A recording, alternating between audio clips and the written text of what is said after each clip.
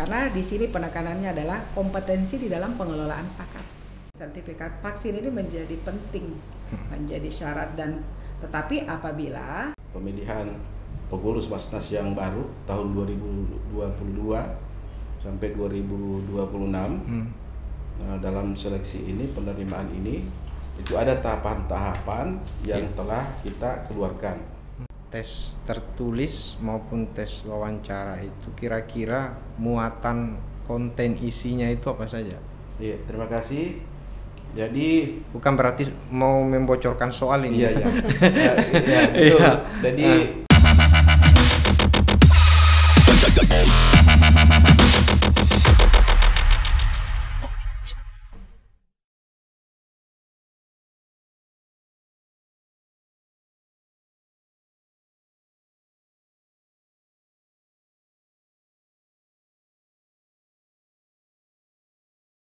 Bismillahirrahmanirrahim. Assalamualaikum warahmatullahi wabarakatuh. Waalaikumsalam. Alhamdulillahirabbil alamin. Allahumma shalli ala Muhammad wa ala ali Muhammad. Bupati Pulau Wali Mandar telah menandatangani satu surat keputusan penunjukan pansel panitia seleksi calon pimpinan Basnas Kabupaten Pulau Wali Mandar 2022 sampai dengan 2026. Tim pansel ini juga kemudian telah bekerja dan mengeluarkan satu surat tentang tata cara atau mekanisme pemilihan calon pimpinan Basnas Kabupaten Pulau Wali Mandar 2002-2026. Ini tentu menjadi ruang yang sangat terbuka bagi Anda semua, khususnya bagi Anda yang tenaga profesional, alim ulama, atau tokoh agama, tokoh masyarakat, untuk kemudian turut berkontribusi mengabdi pada negara melalui eksistensi Badan Amil Zakat Nasional. Saya Subhan Hawaya dari Studio Pandrita, Pusat Layanan Informasi Religi Kementerian Agama Kabupaten Pulau Wali Mandar. Kita akan membincang ini bersama dengan dua narasumber kita yang sudah hadir di studio. Beliau berdua di samping adalah merupakan pejabat teras di pemerintah daerah Kabupaten Pulau Wali Mandar. Beliau berdua ditunjuk sebagai ketua panitia seleksi. Jadi panitia itu ada dua, ada panitia seleksi, ada panitia administrasi, dan keduanya sudah hadir di studio ini. Saya perkenalkan satu persatu. Narasumber kita yang pertama adalah Ibu Dr. Agusnia Hasan Sulur, SP MSc. Dari sisi jabatan, beliau saat ini adalah asisten administrasi pemerintah daerah dan Kesra Setda Pulau Wali Mandar. Dan dalam penunjukan Bapak Bupati, beliau ditunjuk sebagai ketua panitia administrasi. Assalamualaikum Ibu Doktor. Waalaikumsalam warahmatullahi wabarakatuh. Dan narasumber kita yang kedua, beliau adalah Bapak Abdul Jalal SHMM. Beliau ini dari sisi jabatan, beliau adalah staf ahli Bupati bidang ekonomi dan keuangan. Sekaligus beliau adalah PLT Kepala Bagian Hukum Setda Pulau Wali Mandar. Assalamualaikum. Waalaikumsalam warahmatullahi wabarakatuh. Apa kabar ini Ibu Dr. Agusnia siang ini? Alhamdulillah baik. Salam sehat ya. Pak Jalal, bagaimana, apa kabarnya hari ini? Alhamdulillah kabar baik.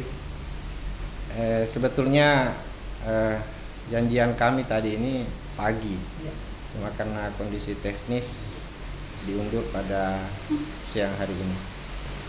Saya ke Ibu, saya panggil apa ini? Bu Agu aja. Oh Ibu Agu, oh Ibu Agu. Ya, saya ke Ibu Agu ini. Di tangan saya ini sudah ada surat yang Ibu keluarkan. Ini kaitannya dengan tata cara seleksi calon pimpinan Basnas.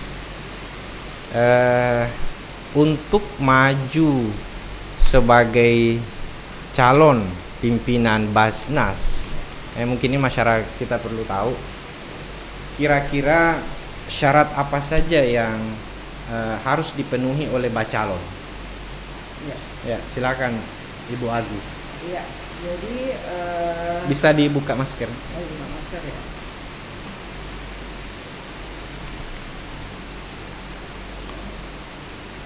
Ya. Ya, jadi untuk syarat untuk siapa tahu ada masyarakat kita yang ingin mengikuti seleksi calon pimpinan badan pemusatan nasional, itu ada beberapa syarat yang harus mereka penuhi. Tentunya ini merujuk kepada aturan yang berlaku di mana ada persyaratan umum. Ya, itu ada beberapa syarat, antara lain yang pertama adalah warga negara Indonesia, kemudian beragama Islam, bertakwa kepada Allah Subhanahu wa Ta'ala. Bisa didekatkan mic-nya, Bu? Ya, didorong sedikit. Ya, oke. Ya, udah. Oke. Ya, jadi saya ulangi ya. Yang pertama itu persyaratan umum. Yang pertama warga negara Indonesia, beragama Islam, kemudian bertakwa kepada Tuhan kepada Allah Subhanahu wa Ta'ala, berakhlak mulia, berusia paling sedikit 40 tahun terhitung sejak tanggal terakhir pendaftaran. Jadi tanggal terakhir pendaftaran ini dihitung ya. Jadi ini paling sedikit usianya adalah 40 tahun. Memiliki KTP Indonesia. Jadi kalau misalnya kurang dari 40 tahun tidak boleh? Ya pasti tidak tidak bisa. boleh, karena ini kita sesuai aturan yang ada itu paling sedikit 40 tahun. Tanpa membatasi maksimalnya. Iya, maksimalnya sebenarnya kan harus usianya yang produktif ya. Ya tentunya nanti juga akan dilihat dari berbadan sehat dan semuanya ya. Jadi tentu usia produktif ya yang akan kita berikan di dalam proses persyaratan umum ini.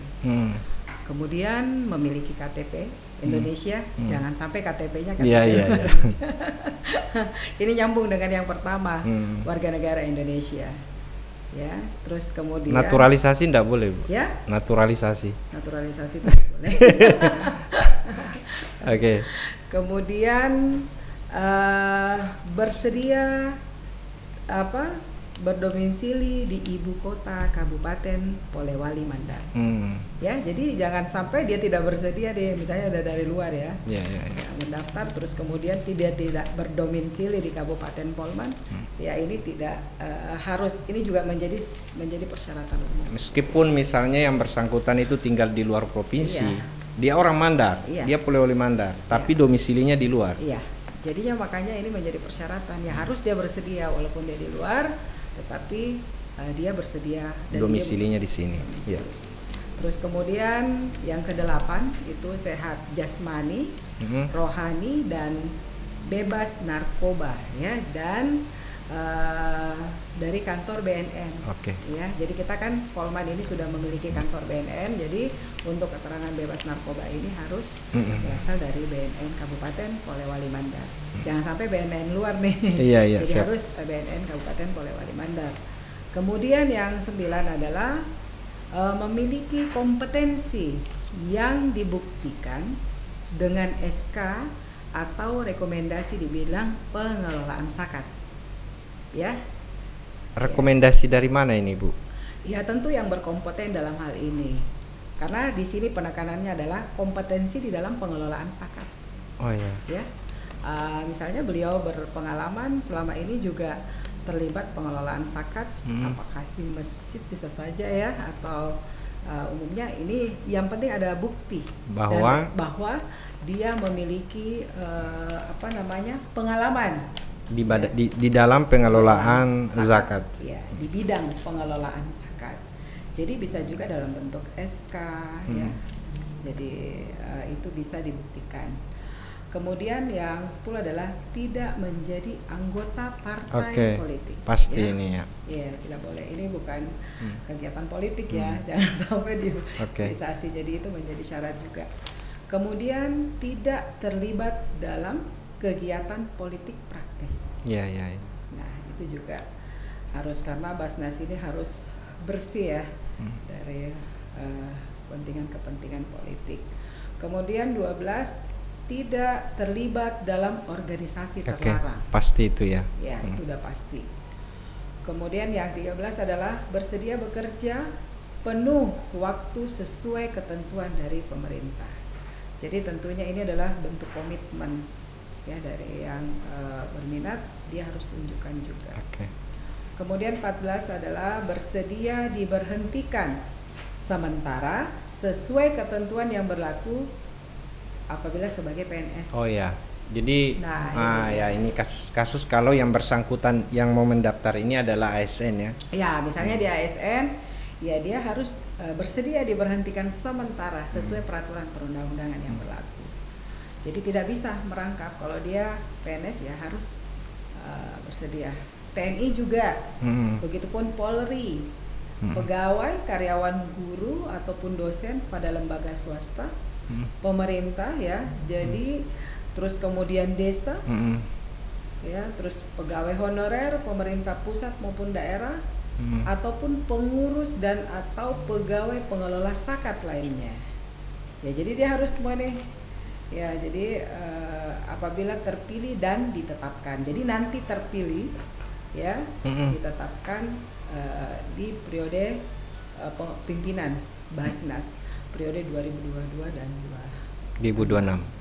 Ya, jadi mereka bersedia ketika terpilih ya. Nah, itu harus diberhentikan sementara. Terus yang ke-15 tidak pernah dijatuhi pidana. Penjara karena melakukan tindak pidana kejahatan yang diancam dengan pidana paling singkat 5 tahun. Berarti di bawah 5 tahun boleh? Iya. Ini dikatakan paling singkat ya. Iya. Paling singkat 5 tahun. Terus kemudian memiliki sertifikat vaksin. Nah, ini penting ini ya. Ini sekarang kan kita di zaman era COVID-19 ini dalam mendukung program pemerintah di dalam pemenuhan bagaimana masyarakat kita bisa keseluruhan ya, kalau bisa 80% lah ya. Ini sertifikat vaksin ini menjadi penting, menjadi syarat. Dan tetapi apabila kan biasa juga ada yang tidak bisa divaksin, nah itu bisa membuktikan dengan keterangan dokter. Dari dokter ahli. Ya, dari dokter ahli. Yang punya komorbid ya. Iya. Punya komorbid. Nah, sekarang saya ke Pak Jalal ya. Pak Jalal, bisa dijelaskan ini mungkin sedikit kaitannya tentang ketentuan umum. Berapa sih sebetulnya pimpinan Basnas yang ingin dipilih ini? Silakan Pak Jalal. Terima kasih atas kesempatan yang diberikan. Bisa ditarik sedikit. Iya. Kita buka masker ini ya. Oke, ya, buka maskernya Pak. Oke.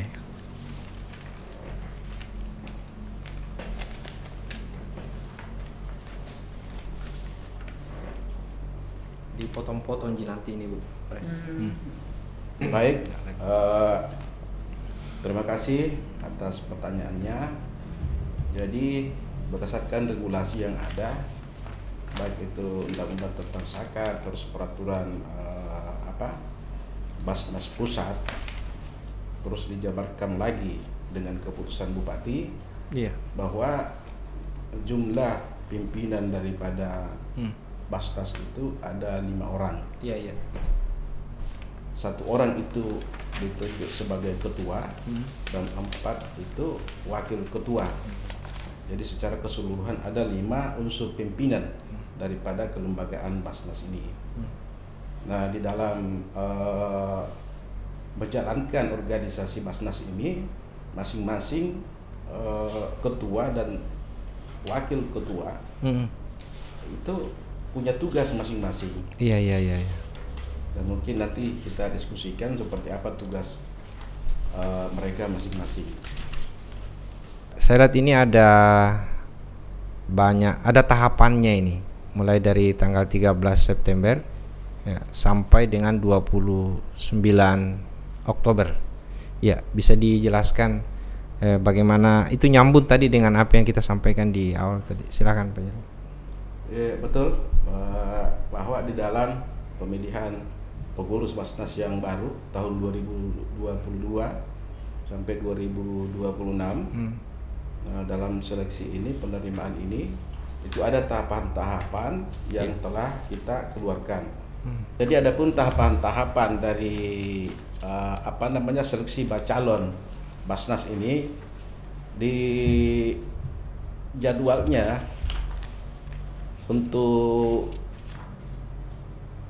pengumuman itu ditetapkan pada tanggal 13 sampai dengan 17 September 2021.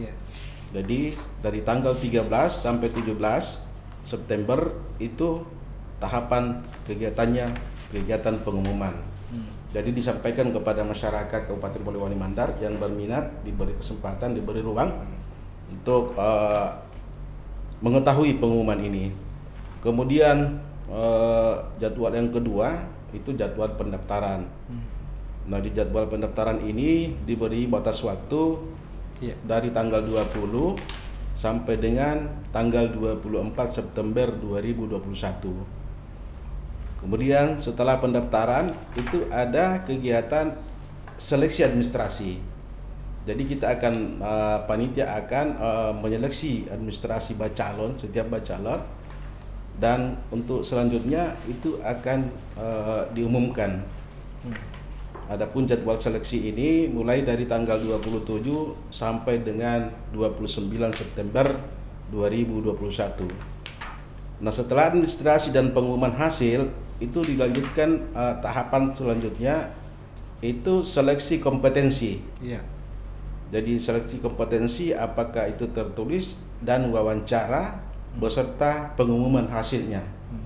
Itu dilaksanakan pada tanggal 4 sampai dengan 8 Oktober 2021. Jadi mudah-mudahan di tahap ini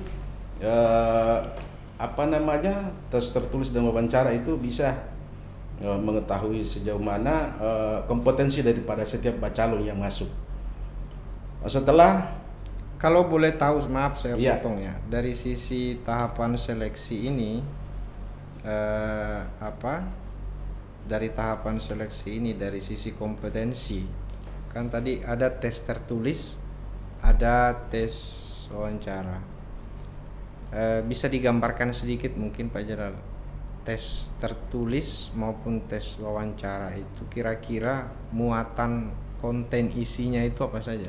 Iya, terima kasih. Jadi bukan berarti mau membocorkan soal ini. Iya, betul. Jadi di kira-kira ya materi konten muatan daripada tes tertulis itu dan peserta wawancaranya. Ya saya kira tidak jauh daripada bagaimana kemampuan mengelola zakat, bagaimana kemampuan menghitung-hitung zakat itu sendiri. Harus punya kemampuan menghitung. Jangan hanya tahu tetapi tidak punya kemampuan menghitung, wah itu bisa tidak jalan itu kegiatan. Kemudian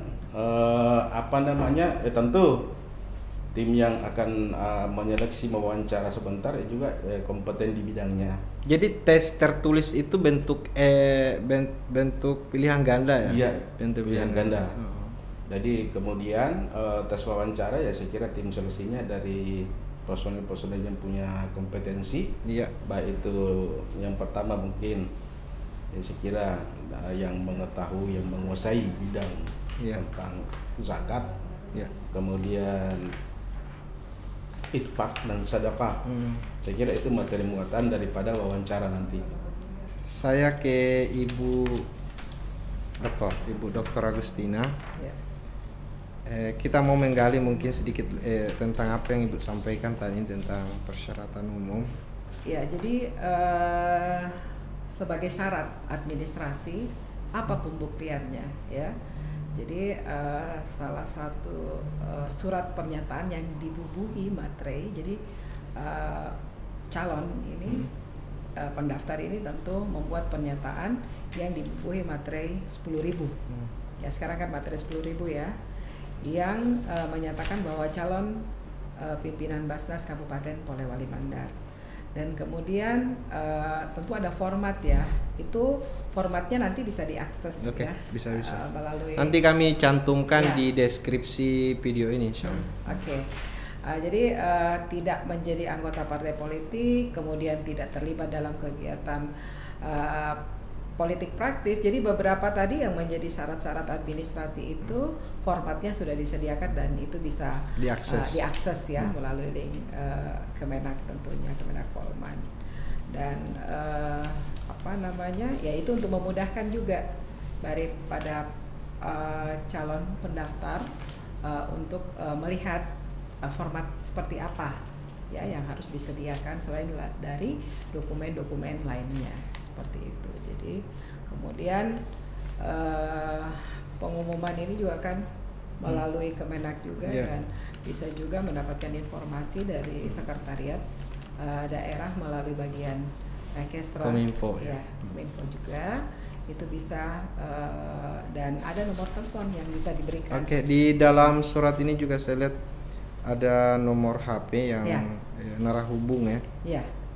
Ini sekretaris